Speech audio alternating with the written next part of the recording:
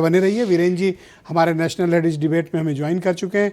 वीरेंद्र जी, क्या चल रहा है अपर कास्ट में राजनीतिक सामाजिक चिंतन इस वक्त, और ये समाज क्या सोच रहा है, और जो ये पिछड़ा दलित सेंट्रिक पॉलिटिक्स उत्तर प्रदेश में इस वक्त हो रही है, ये समाज क्या खुद को हाशिए पे महसूस कर रहा है?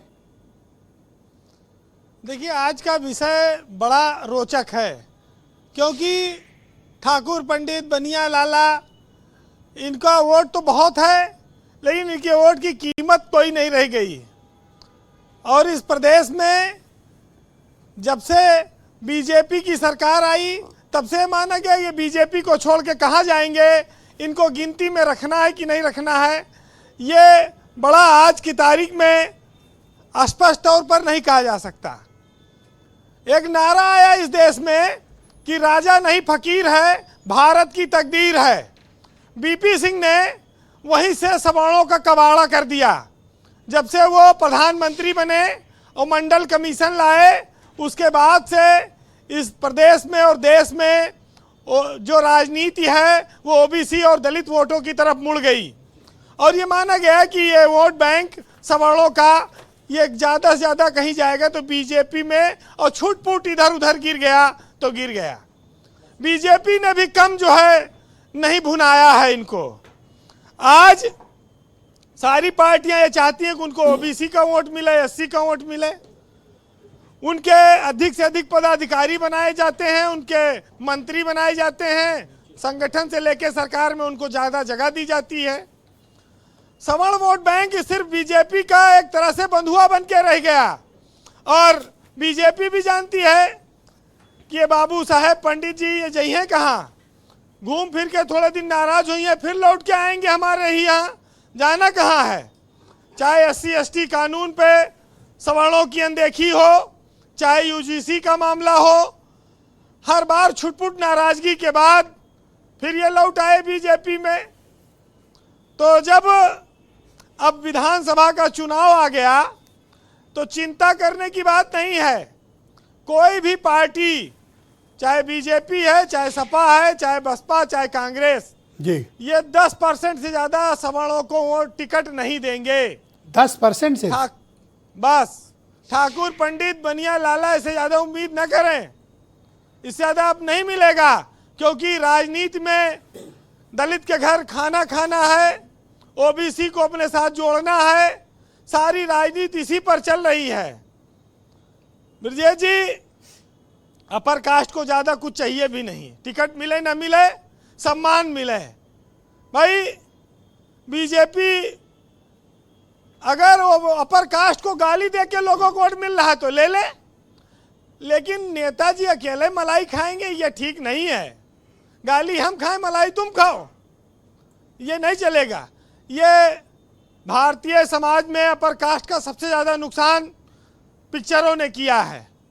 ये पिक्चर बनाएंगे, बाबू साहेब को वहाँ डकैत बना दी है, जय भवानी चलो डाका डालो, साफा बांध के घोड़ा बैठा दिए, बंदूक भी साथ में देते हैं, बंदूक भी देते हैं। हाँ, बंदूक में टांग लीन और घोड़ा पे लूट लीन गाँव, आ गए डाकू, आ गए, पता नहीं कौन मंगल सिंह फलाने सिंह फलाने। ठाकुरों को फिल्मों में ना वीरेंद्र जी विलन के तौर पर पेश किया जाता है।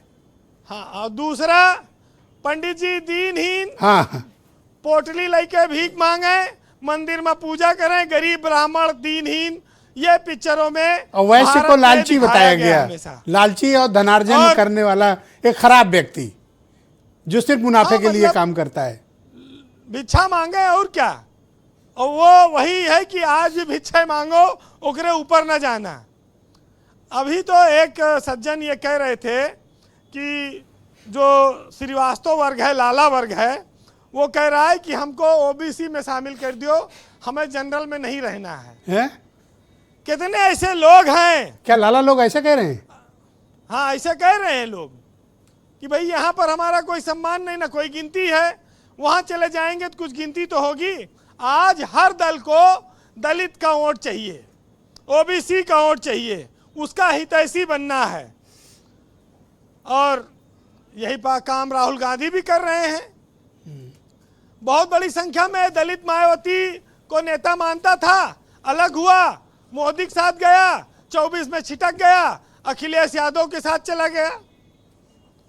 और वो अब की बार किसके साथ जाएगा ये देखिए क्या जी। परिवर्तन लाता है। और जिस तरह से कल जो है परसों आकाश आनंद ने हाथरस में भाषण दिया और कहा कि अखिलेश अंकल और राहुल अंकल, इनका सबका अंकल बनाए दिन अपना जेनजी बन गए कि हम असली जेनजी के युवा हैं, ये सब अंकल के चक्कर में ना पड़ो। ये भी आपने देखा, युवा पीढ़ी को रिझाने के लिए आज शिवपाल यादव ने कहा कि आजम खां को हम गृह मंत्री बनाएंगे, तो वो अपना वोट बैंक पक्का कर लिए। क्यों बाबू साहब और ठाकुर साहब और पंडित जी के लिए और लाला बनिया के लिए कुछ नहीं करने वाला है। जब वक्त गुलशन का था तो लहू से हमने सींचा, और जब बाहर आई है तो कहते हो तुम्हारा कोई काम नहीं। बस ये हाल है।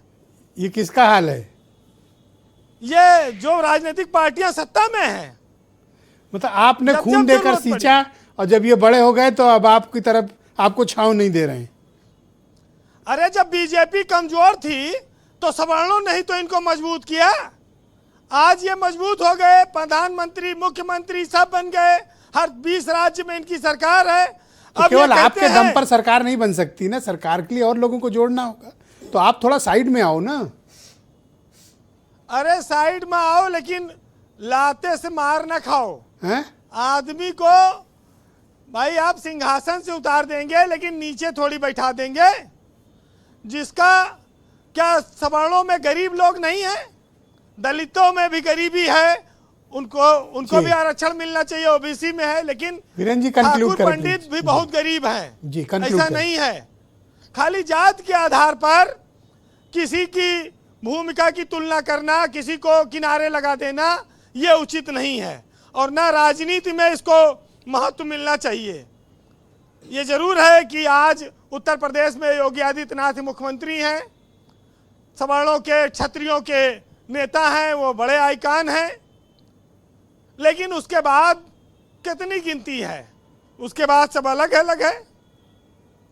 लेकिन मैं आज इस कविता के माध्यम से पूरे समाज को यह कहना चाहता हूं कि जो तुम्हें रोकना चाहे उनसे तेज दौड़, जो तुझे गिराना चाहे उनसे ऊंचा उड़, तूफानों से लड़ने की आदत बना ले, तभी तू फलक पर पहुंच पाएगा।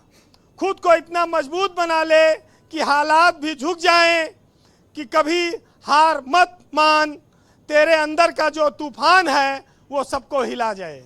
बहुत शुक्रिया वीरेन जी, आपका बहुत बहुत धन्यवाद। ग्राउंड जीरो से अपना फीडबैक, ओपिनियन और ऑब्जर्वेशन